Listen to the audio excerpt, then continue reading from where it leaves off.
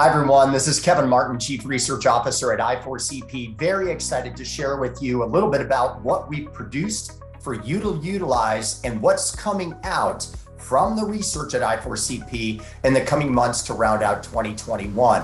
Now, importantly, as you all know, we've made a commitment to you to help you get hybrid work done right.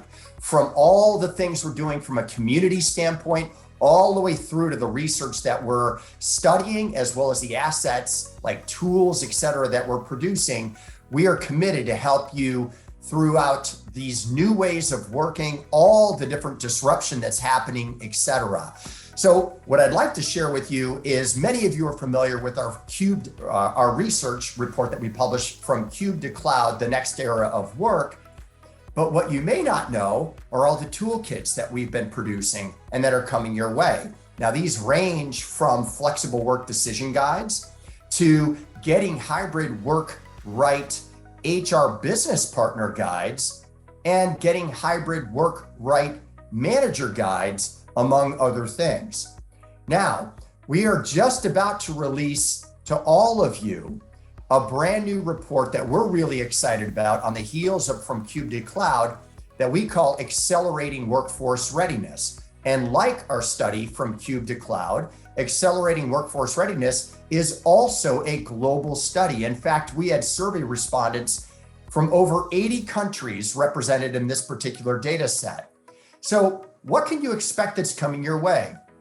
First off, we were surprised in the Accelerating Workforce Readiness study a little bit about this, but what we found is that only a third of organizations believe to a high or very high extent that their workforce, their current workforce, has the skills it needs to support and drive the business strategy over the next 1 to 3 years. Overarchingly, we found no matter what region across the globe we looked at the data, most organizations don't know the skills and capabilities they have. They don't know the skills and capabilities they're going to need going forward, and they do not know how to bridge that gap. This report and the tools we'll be producing around that is designed to help you cross that chasm.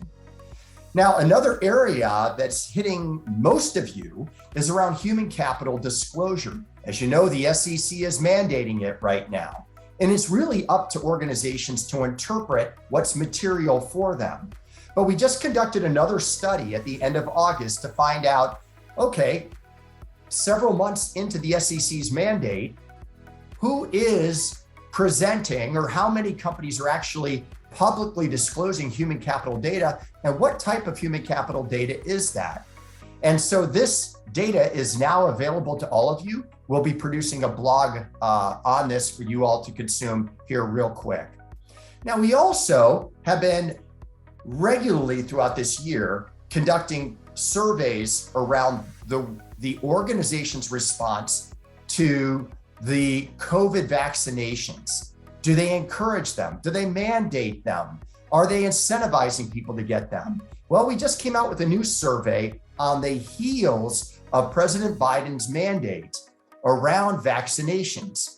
And this data right now is showing us that a lot of employers expect backlash. They expect some type of tumult happening within their culture.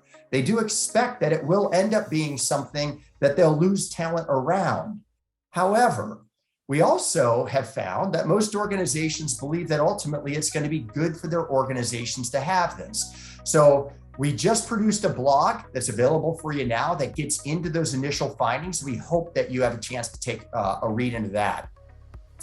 Now, we are just about to launch a new survey on HR capability and design that also looks at structure. Many of our members right now are asking themselves, how do we need to restructure HR to be more nimble, more agile, to support the new ways of work at our organization?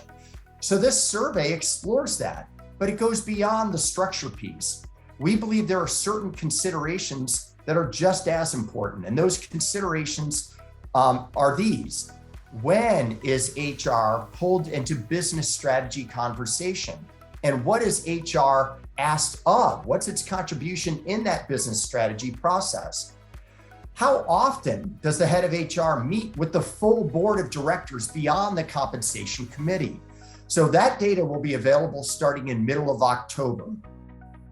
Also in October, it's a busy month here, folks. We have a new survey going out on virtual classroom training. Now, we hypothesize that just like the future of work and new ways of work that we believe have changed forever, we also believe that virtual classroom training is here to stay.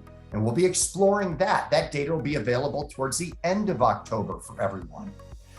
Now, we're also excited to announce a brand new study that we're doing in conjunction with the ROI Institute. As many of you know, Jack and Patty Phillips run the ROI Institute, and Patty Phillips happens to be the chair of our People Analytics Board. This study is going to look at exploring the business case for hybrid work. We hear all the time from CHROs that say, they're running into a conundrum. They have strong listening mechanisms. They hear what their employees are saying, but leaders in the organization are looking for something else when it comes to work models or expectations on return to work. But it goes beyond that.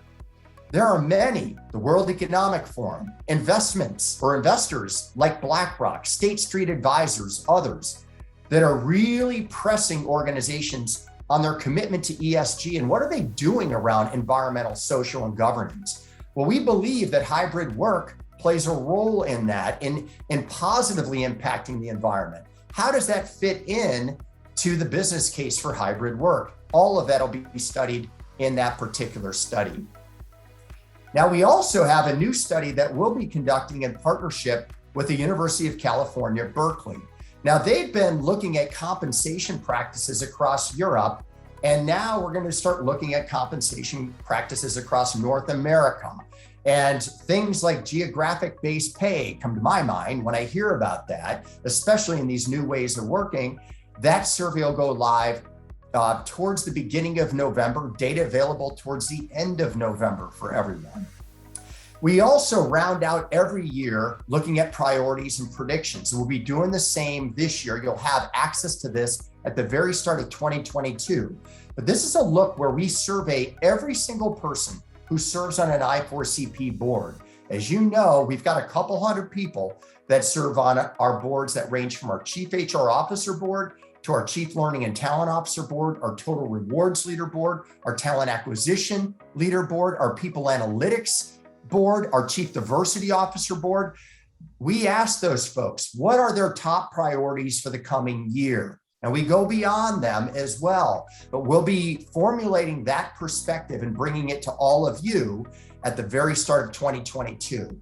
So it's a busy year for us. We know it's a very busy year for all of you, but we look forward to helping you get hybrid work right and being best prepared for 2022. Thanks, everyone. Take care.